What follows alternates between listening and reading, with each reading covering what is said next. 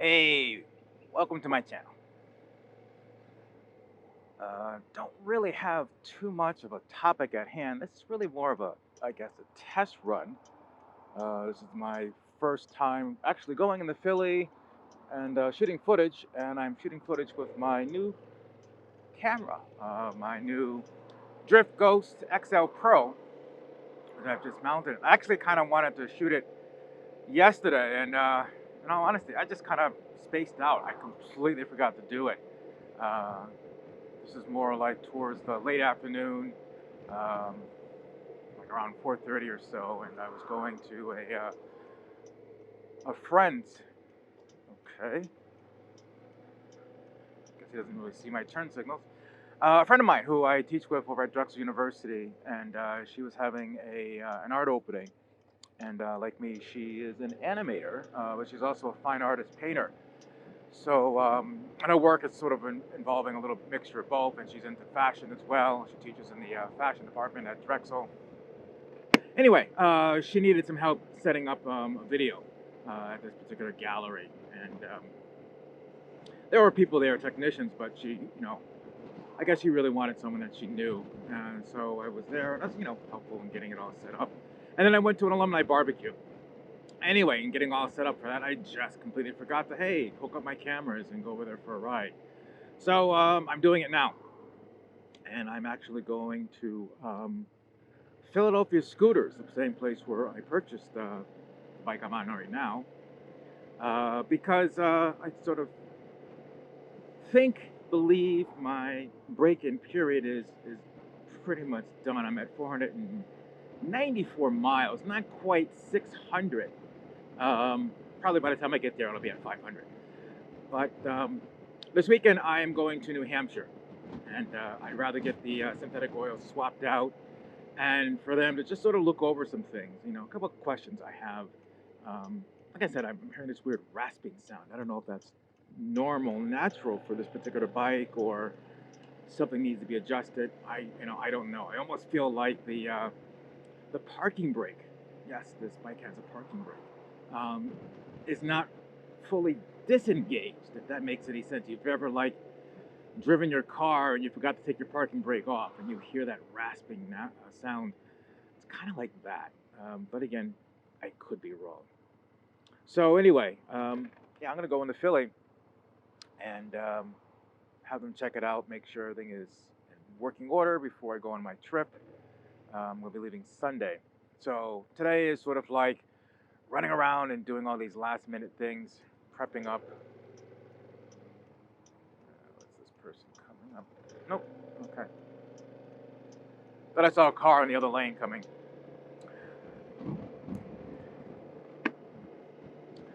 So yeah, like I said, this is just a test run. I really don't have anything to talk about specifically topic-wise. I guess whatever passes for a thought that enters my head, I might share it. Careful. Who knows what I might be thinking of. But it's a beautiful day. Today is June 9th,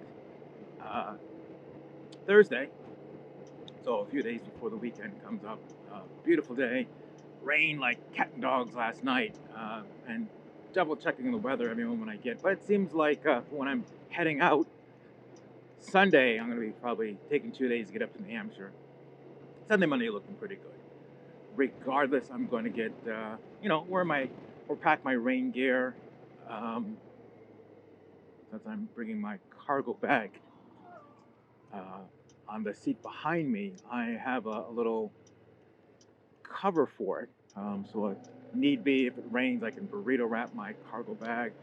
I got my tunnel bag, and did a little test with that to make sure I could carry all the stuff I want in it, and that seemed to be pretty good. And that also has a protective rain bag that I can put over it too. I'm not really expecting rain, but you never know. You really never know. So always be prepared for that. I feel actually a little bit safer, maybe that's not the right word, confident, better on this bike, and a couple times I have ridden in the rain on it. Yeah, there's something about this bike that just feels super connected to the road. I don't know why. Sometimes when I'm riding my other bike and I'm in the rain or the pavement is wet from the rain. And as you should probably wait like 30 minutes after it rains before getting on it, just so that all the oils are washed out that have been soaked into the pavement. But sometimes you can't do that. Sometimes you just, gotta go. I always felt like I'm riding on greased Teflon with my other bike. Like, obviously I'm not gonna lean really hard into my turns if the pavement is wet, but there's something about it that just, call it your spider sense, that gut instinct that tells you, don't do that. But not with this bike.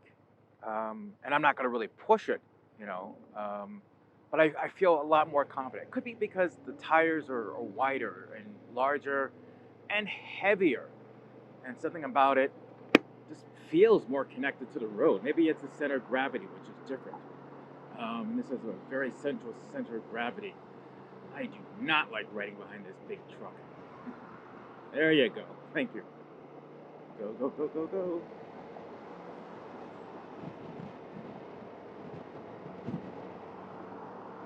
Anyway,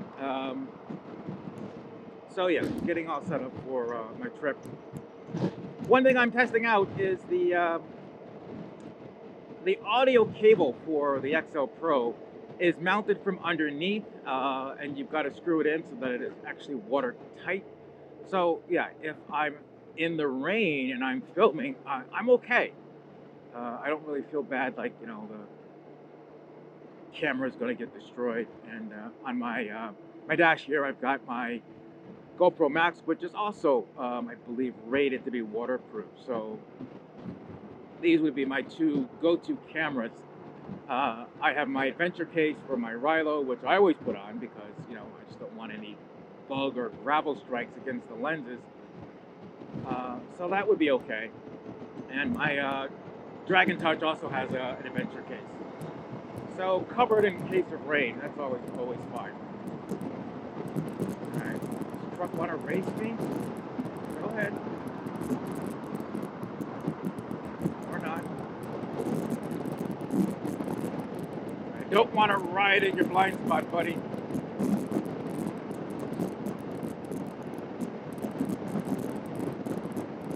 So anyway, yeah, the downward facing vertical audio cable, so far so good. I don't really feel it like hitting against my shoulder or anything. It's not really an impediment, so I haven't really done any really deep shoulder checks to my right.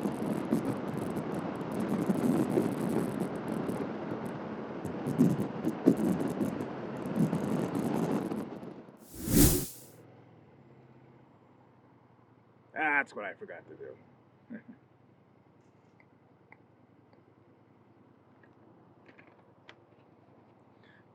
So many things to get used to.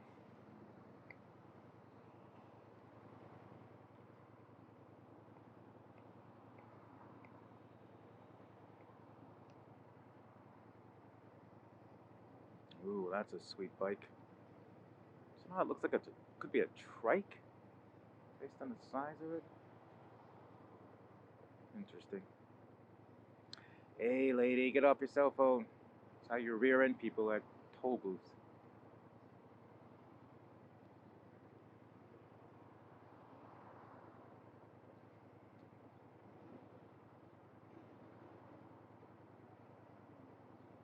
No, I don't know what's going on. Got another biker coming up behind me. Cool, cool, cool, cool, cool.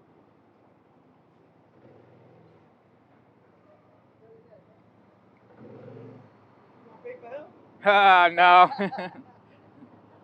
Can't be that generous.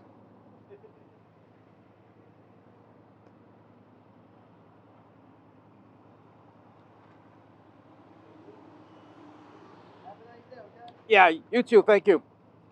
Just give me a second here.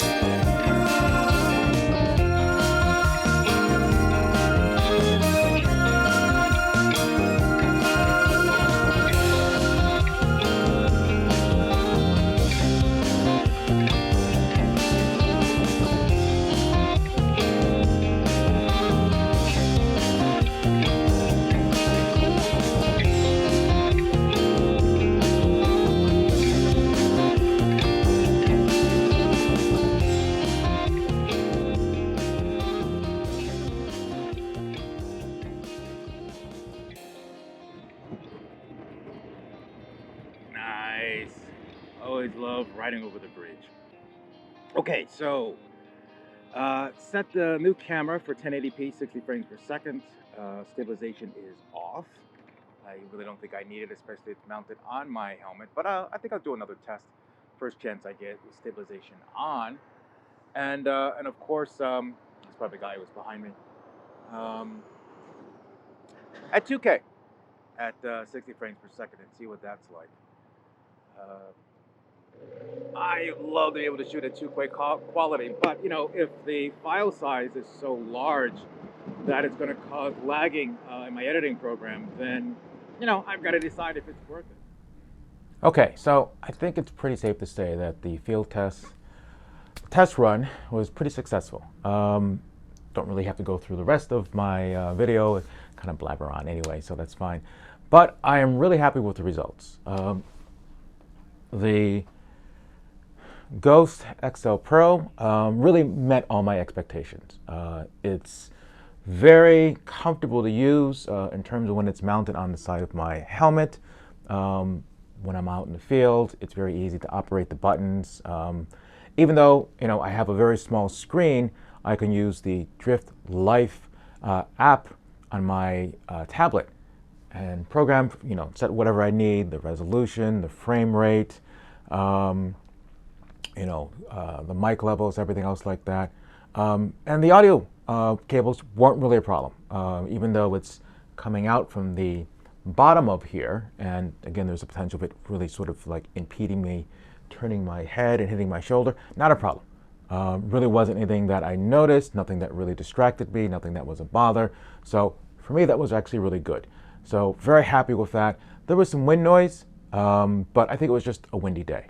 And that might have to do more with how it was placed on my helmet. Worst case scenario, I might swap out the external mic that comes with the camera with the purple Panda that I'm actually using right now. So we'll see how that is. I've got more tests to do. And as I was mentioning, my next step is to really try it at 2K and maybe even try it with some stabilization to see how it is. But overall, I really like this camera. And I would give it a A-. Not going to give it an A+ because, you know, obviously it's not the top camera out there. GoPro still has that sort of distinction. But as many of you know who are motovloggers, the GoPros are a little more troublesome in terms of getting your external mic connected to it. The quality, I think, is really good. I didn't really do any colorization in this video, as you saw. And I think it really worked really well with the GoPro footage that I was shooting. So looking at the color of the sky, not really any big distinction between the two. The resolution, the detail, the sharpness was all there. So really happy with this camera. So I'm going to keep it, and we'll see what we get with all the new videos I'm going to shoot moving this forward.